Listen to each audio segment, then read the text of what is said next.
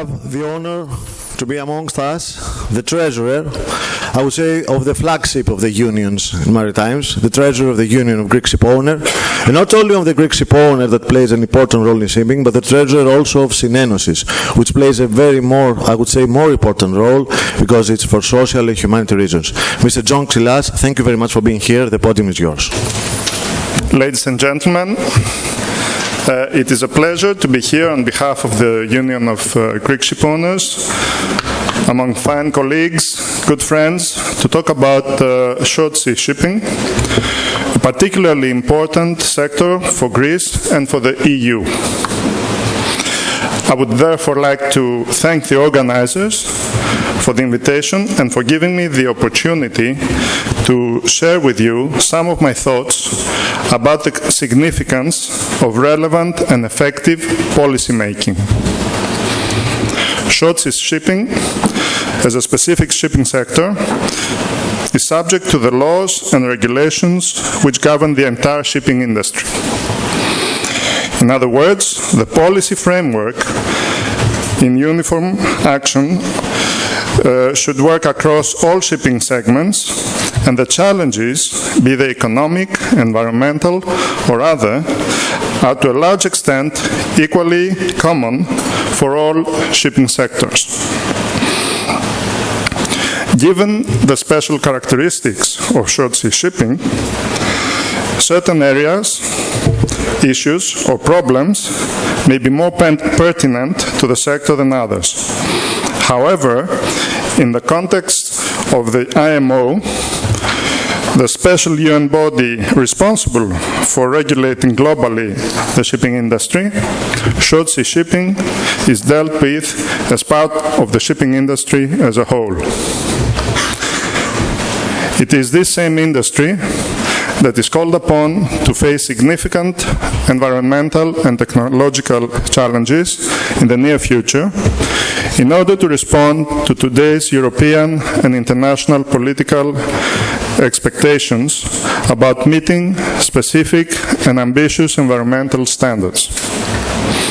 As the President said, the case of the 2020 0.5 global sulfur cap on marine fuels is one such example, as are the globally adopted IMO targets for reducing the greenhouse gas emissions from ships in the next few years. Such regulations are universal and cutting through across all shipping segments. At the Union of Greek Shipowners, we strongly believe that ships operators, and in particular Greek shipowners, should continue to provide the long-standing expertise and in-depth knowledge as input to policies which often ignore the true facts and the conditions required for the efficient and sustainable operation of shipping. This makes imperative the appropriate and effective representation of the sector through the institutional umbrella of its national shipowners associations, which in their turn participate in the European Community Shipowners Association and the International Chamber of Shipping, known in short as EXA and ICS. The UGS, in its institutional representative, is the institutional representative of Greek shipping community, including the short-sea shipping community. The UGS Foreign Affairs Committee has a dedicated subcommittee on short-sea shipping, dealing successfully with all policy and operational aspects of the sector. As chairman of this subcommittee, I am following closely the dynamic prospects of the sector and all policy developments related to it. In this respect, the UGS always advocates balanced and realistic positions that foster a global level playing field and promote a competitive business environment and free global trade while ensuring safety and security at sea. A successful representation of short sea shipping at all international fora must also give due consideration to the change and developments that take place and affect directly or indirectly this sector. In recent years, short sea shipping has expanded in distance, in scope, trades, even ship sizes. Such developments may require the consideration of the short sea shipping definition or of the varying operational needs of ships involved in the sector. Policymakers may also need to take a wider view of short sea shipping and adjust their policies accordingly. The active involvement of ship owners and operators through the national associations with informed and knowledgeable interventions is of vital importance. In this context, it is essential to distinguish and take the tasks of the international representatives of short sea shipping from the scope of the short sea shipping promotion centers.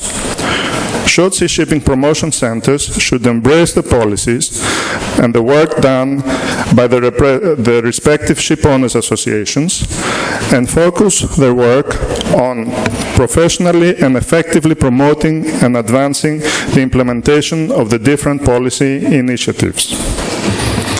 The roles of the two must be clear and distinct so as to prevent the existence of mixed signals, to avoid overlapping and duplication of effort, and to achieve the best possible use of resources and outcome of policy making. At the European level, the significance of short sea shipping for the Union's internal market is widely acknowledged.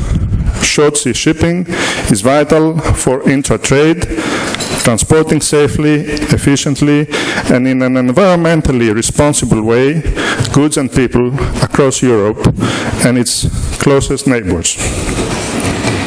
There is, however, ample room for further enhancing its status within the EU and improving the rules and regulations of an effort to eliminate bureaucracy and bottlenecks.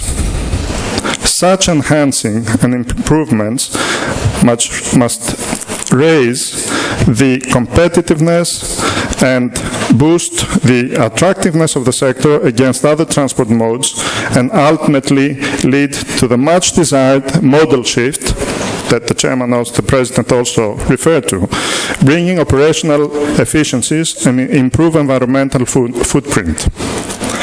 Within the European framework, administrative simplification and true facilitation of short sea shipping operations is key to the sector, and for achieving modal shift, this is even more important. The European shipping industry has recently welcomed the adoption by European MPs of a proposal for a new regulation establishing a European maritime single window environment, awaiting formalities to enter into force. This regulation is expected to establish a harmonized regime, reducing the administrative burden on crew and operators caused by the previous one, which was adopted in 2010. The application of a reporting once principle and establishing a one-stop shop for both the reporting formalities and all other services rendered to stakeholders in the logistic chain are envisaged with this regulation. This harmonized spreadsheet, the reusage of information in ship-port interface procedures, as provided for in this regulation, should be developed and accepted in any port through a user-friendly graphical user interface and constructed in a way that allows for straightforward navigation and reporting regardless of the port of call. In the same context, the idea of establishing a European customs single window should be encouraged and supported. Such a system should be developed and be aligned with the European Maritime Single Window, having having common components and using the same data model. Such an integrated system of port and customs formalities would assist in the further facilitation of crew members, port operators, and other stakeholders involved in the industry. Ladies and gentlemen, our industry faces important challenges, economic, commercial, and technical. It continues to require a long-term and stable level playing field internationally in terms of competition, as well as in terms of safety and environmental regulations, in order to meet all those effectively. Shortsea shipping, as part of the logistics chain, should be readily able to successfully adapt and advance from those challenges for the sustainability of the sector, the trade, and the environment. So, with those words, I would also like to wish a very good conference today, and thank you for your attention.